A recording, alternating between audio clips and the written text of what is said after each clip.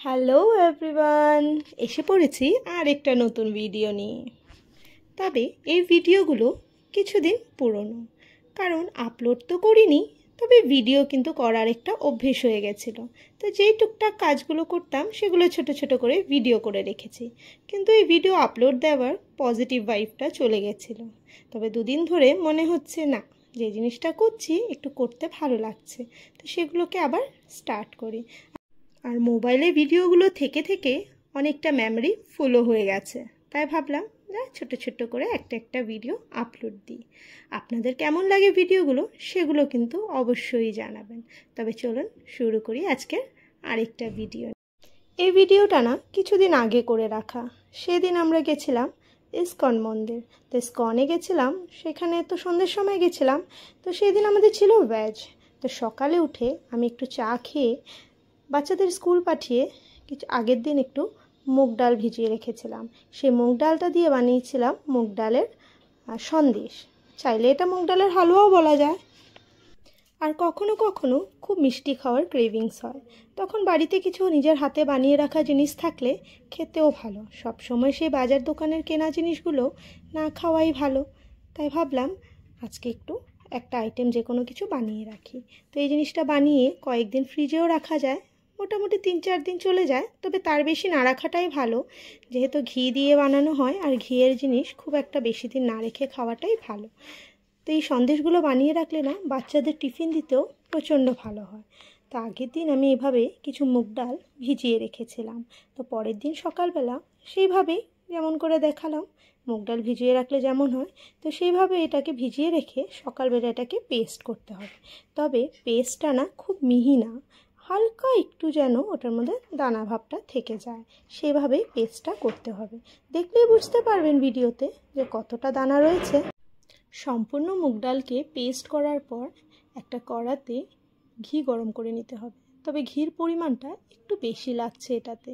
তারপর এটাকে ভালো করে ভাজতে হবে। এদিকে একটা সসপ্যানে কিছুটা লিকুইড দুধের সাথে অল্প পাউডার দুধ মিক্স করে রাখতে হবে। এইটা পরের স্টেপে লাগছে। প্রথমে কিন্তু মুগ ডালটাকে ভালো করে ভাজতে হবে, মুগ ডালের পেস্টটাকে। প্রচুর ঘি দিয়ে দিয়েছি, তবে এইটা না ঘি না দিলে তেমন একটা টেস্ট আসবে না। চাইলে আপনারা একটু তেলও ইউজ করতে পারেন, কিন্তু আমি কিন্তু পুরো ঘিতেই বানিয়েছি। আর ঘিতেই ব্যাপারটা ভালো হয়, কিন্তু প্রচণ্ড কিন্তু টাফ এই স্টেজটা। এই যে ভাজার সময়টা যখন প্রথমেই কড়াতে দেওয়া হয় মুগ ডালের পেস্টটা, এই সময়টা কন্টিনিউ নাড়তে থাকতে হয়, আর কড়াইতে এই জিনিসটা লেগে যায়। তো বাড়িতে যেহেতু আমার মা ছিল, মা অনেকটা আমাকে হেল্প করে দিয়েছে, কারণ একা অনেক সময় নাড়তে থাকাটা খুব টাফ। আর যদি কন্টিনিউ না নাড়া হয় এটা কড়ার নিচে লেগে যাবে। আর এটাকে এভাবে করে ভালো করে করতে হয়, কিন্তু এটা না আস্তে আস্তে ভাজতে ভাজতে এটা আবার গুঁড়ো গুঁড়ো হয়ে যায়, পাউডার পাউডার ব্যাপারটা আবার হয়ে যায়, ছেড়ে যায়। তো এই দলা পাকানোটা আর থাকে না। তবে এটা অনেক সময়ের কথা, অনেক সময় ধরে এটা ভাজতে ভাজতে হয়। আর এটা বেশি সময় না ভাজলেও মুগ ডালের কাঁচা গন্ধটা থেকে যাবে। এটা লাল লাল করে ভেজে নিতে হবে। তারপর এটার মধ্যে মিক্স করতে হবে চিনি। আর আপনারা চাইলে এই কাজু কিশমিশগুলো আগে ভেজে রাখতে পারেন। আমি আগেই ভেজে রাখতাম, কিন্তু যেহেতু ভুলে গেছি তাই আমি এটাকে পরে দিয়ে দিলাম। আর খুব একটা বেশি বানাইনি, এটা কি হয়েছে মানে 2-1 দিনেই শেষ হয়ে যাবে। তারপরে মেজারমেন্ট অ্যাকর্ডিং টু টেস্ট চিনি দিয়ে দেবে। চিনি দেওয়ার পরে আর একটু সময় নাড়তে হবে যেন চিনিগুলো গলে যায়। তারপর যখন লাল লাল হয়ে যাবে ভাজাটা পুরো, আর চিনিটাও গলে আসবে, সেই সময় এই মিশিয়ে রাখা দুধটাকে একবারে না অল্প অল্প করে দিতে থাকতে হবে আর নাড়তে থাকতে হবে। এই ঠিক যেমন করে বানিয়েছি। আর এটা না আমার করতে করতে প্রায় হাত লাল হয়ে গেছিলো, প্রচুর মানে হাতে ব্যথা হয়ে যায়। কিন্তু খেতে যেহেতু টেস্ট, ভালো জিনিস বানাতে হলে একটু কষ্ট করতেও হবে। আর আমি তাড়াতাড়ি সকালবেলা এটা বানিয়ে ফেলেছি, কারণ রান্নার দিদি আসার আগে যদি এটাকে শেষ না করি তাহলে দিদি আসার পরে আর এটা হবে না। কেননা রান্নার একটা তোড়জোড় শুরু হয়ে যায়, আর ওনারও তো সময়ের কথা থাকে, কাজ সেরে আবার বাড়ি ফিরতে হবে, বাড়িতে ওনার বাচ্চা কাচ্চা রয়েছে, তাই ওনাকে আর এসবে জড়ানো যাবে না। তার জন্য আমি আর মা মিলে সকালবেলায় সেরে ফেলেছি। আর এদিকে আমার রয়েছে দুটো সাজ, এই দুটো সাজই আমার কাছে আছে।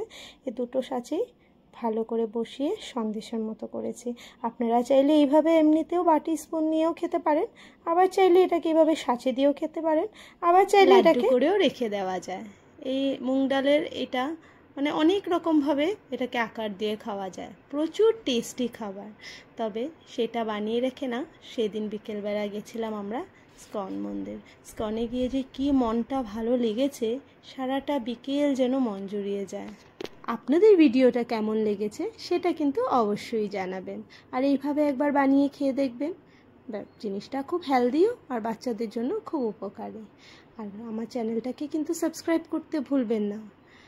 এইভাবে কিছু ভালো ভালো রেসিপি আপনাদের সামনে আনার জন্য আপনাদের কিন্তু সাপোর্টের প্রচুর দরকার পড়বে, তার জন্য আপনারা কিন্তু সঙ্গে থাকবেন।